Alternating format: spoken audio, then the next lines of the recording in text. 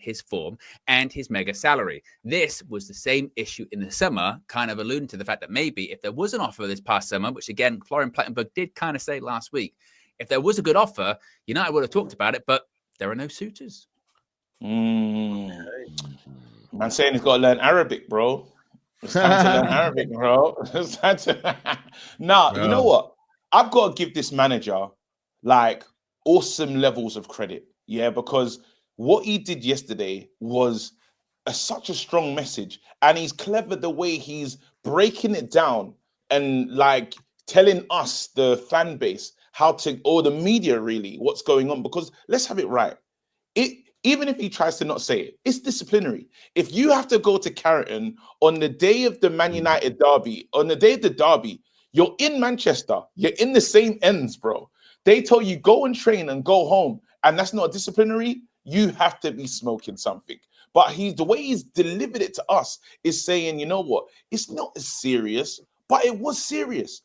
He didn't uplift people, he didn't train properly, his energy around the place, bro. That all sounds like you're grounded, but you're not really grounded. I'm doing this for it's not me, it's you. Wait, sorry.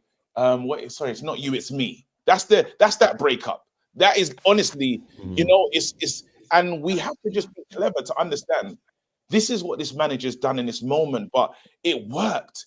Yesterday, it truly worked. And one of the major parts that I really was listening in the presser was he's listening to what's happened before him. He said, look, things have happened. Ollie's poor arm round this guy. Ten Hag's poor arm round this guy. We sent him away. We've done all this stuff. We've tried so many different things except drop him. Belfast, all these things have happened. And Rashford is being said, we'll deal with it internally, then he plays. Guess what? We haven't got that in time anymore. If you're not ready to buck up your ideas, if you're not ready to run like you mean it, because we could have been hurt yesterday and it would have been on Rashford as well and Garnacho. Let's not leave him out there. Let's not leave him out. We needed those players yesterday, and our manager makes changes at the 65th minute, 55. He couldn't do that. Why? Because of lack of professionalism from these players. So today it's been leaked to us that we're listening to take any offer. But it's really interesting that Rashford was the only one that posted from his social media. Great win, boys. I haven't seen that from Garnacho yet. So again, fresh week. Let's see what happens. But there's more to this story, and I like the fact that Ruben laid down the marker in that one. What are you saying, Saeed? No, principles, innit, man? I'm with KG, man. You know what I'm saying? Like, he took a bold move because at the end of the day, we could have lost yesterday and it would have backfired on him. You know what I mean? And listen, Rashford has won his derbies, innit? We can't forget that. You know what I mean? He's been integral to certain derbies where he's won as a game or let's say Etihad last year. But he said, yo, bro, like, I've got some principles that I can't change, innit? And he said that this job won't change me. He's clearly said it how many times was that this club won't change me and the way I move in it. So he's like, yo, for the whole principle of, you know what, my philosophy, what I want to show, I will literally sacrifice 3 points or whatever it takes because you, man, are not on business. And that means Garnacho and Rashford, man. So I think it's been a long time coming, but I love it, the fact that it's happening now, man. Marcus Rashford is slowly getting out of this team because for me, he's not good enough anyway, man. He's not that guy. And ultimately, we need to move past Marcus Rashford. Like, he's 27, he's on the decline, he's not going to get any better. And even if he went to Arsenal, I wouldn't be bothered. If he went to Chelsea, I wouldn't be bothered. Like, let him go, let him thrive elsewhere. I wish him all the best. You know what I mean? And that's, we have to move like that. And the fact that he's willing to do that because he believes that this guy cannot work in my system. He said it after Ipswich game. He goes, didn't really work, that striker option. After that, he's been benched. Last 2 games, he's been benched, guys. You know, obviously the Europa League he played, but again, Europa League, he just didn't want to be there, bro. He did not want to be asked. He looked like he was disinterested. So, you know what they say, leave the football before the football leaves you. And that's Rashford at the minute, man. You know, it's looking very, very bleak for him. Not only just his Man United career, his football career. You know, and I seen Micah Richards yesterday. I don't know if you guys seen it, but the amount of excuses. I saw it. Yeah. I just get it. It's like, bro, like, I get it, yeah. Like, he's had a lot of stuff to deal with in the media. We all back him in that regards. Like, yo, the media, you know what is going on with that situation, yeah. But footballing wise, he's had everything his way. Everything. You get me? He's had his position, the wages, the mantle of being the star boy. Everything has gone his way, man.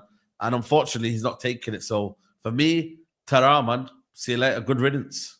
Yeah, Red Baron, first super chat of the night. He says, anyone understand Micah's argument against Neville and Keane yesterday? No. That's what you're talking about. I don't understand. Flex, you often the devil's advocate. Is he just doing that? And I brought this up on the morning show. Owen, you hadn't seen it yet. I don't know if you have seen it yet. No. Yeah. I do honestly think he was doing the middleman to keep the conversation, like to poke the bear a little bit. The broadcast role. I do feel that. Obviously, might be a little bit of bias there because Rashford might be his guy or whatever. But some of the things he was saying, for me, it came across like, because obviously you got the two United legends who have been in the dressing room doing the standards thing, and they are waxing facts. Like they're laying down. The only facts that weren't facts was when Neville said that Garnacho and Rashford are our best attackers. Like, that's not a fact. But them two, in terms of the dressing room and the things they were saying, don't tell me about pressure, Micah. Don't tell me about world on your shoulders. I played with David Beckham, mate. Yeah, and David Beckham had way more pressure on his shoulders than Marcus Rashford. Beckham would run back that way quicker than you can blink. Yeah, he used to run this way and run that way. And then Roy Keane's doing the thing of, mate, I'm Roy Keane. We wouldn't have we wouldn't have tolerated someone running back, even if it was Lee Sharp and them, man. Kunchelskis on the wing, Nani. It don't matter. Not just Giggs and Beckham. Any man could have got it. So they were on that.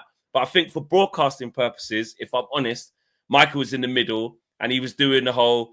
He said, "Well, I'm not saying it's not his fault, but sometimes he has been made a scapegoat. Sometimes, different managers, And then what that did, as soon as he's saying that, you're getting more out of Gary Neville. You go, Michael, So I just feel like he was doing the little devil's advocate thing. I think deep down he knows, but the Rashford thing for me, they are trying to force him out. They're trying to X him off the list. It's as plain and simple as that. Let's call this what this is.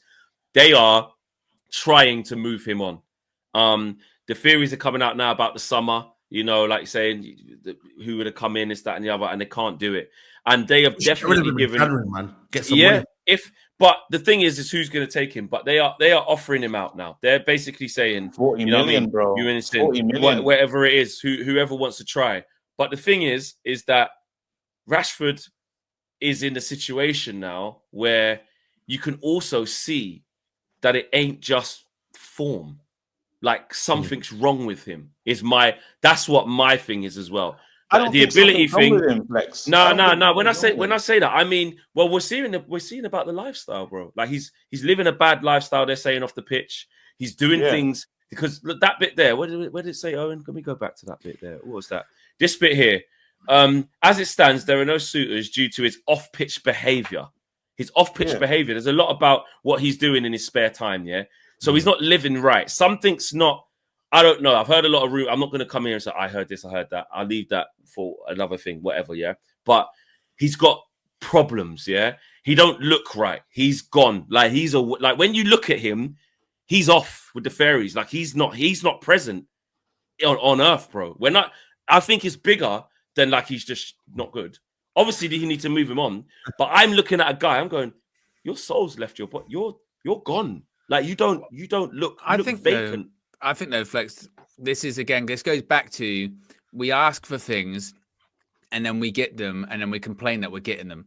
When the Dan Ashworth thing happened a week ago, one of the sort of prevailing sort of sentiments that I saw certainly, which was, well, I just hope that Man United or Ineos are going to be just as ruthless when it comes to some of these players that they have been with Dan Ashworth. It was 5 months, and they decided that he wasn't good enough to cut the mustard, and they got rid of him. I hope they do that with the group of players. If Ruben Amorim's been in 5 weeks, 6 weeks, something like that, and he's already made his mind up, don't like the attitude, don't like the energy, we need to get rid, and that's what they're going to do, then good. Yeah. We've for years, we've sort of dilly-dallied on indecision, not sure what we're going to do. Can this manager unlock this player? And it's not even really Rashford specific, is it? It's about a lot of those players, they're on high wages and it makes it difficult for them to move on. We'll have the same problem with Rashford as well, won't we? In the fact that he's on, was it 300k a week, something like that? It's difficult. That's why his value is 40 million, because it's not going to be super high because someone's got to pick up that contract. It's going to be tough. But I like the ruthlessness of it. I like the idea, even someone like Garnacho. I know there's a lot of whataboutism going on now, going like, what about Garnacho, or what about, there were some other people that weren't involved in the squad. Let's be completely honest here. Marcus Rashford is 27 years old and one of the highest paid players at Manchester United. He is held to a different standard than someone that is 20 and on like 50 grand a week. You've got to be realistic when it comes to that. I think there's something going on there, though, Owen, because one thing that this manager's kind of made clear to all of us fans is his value on humility.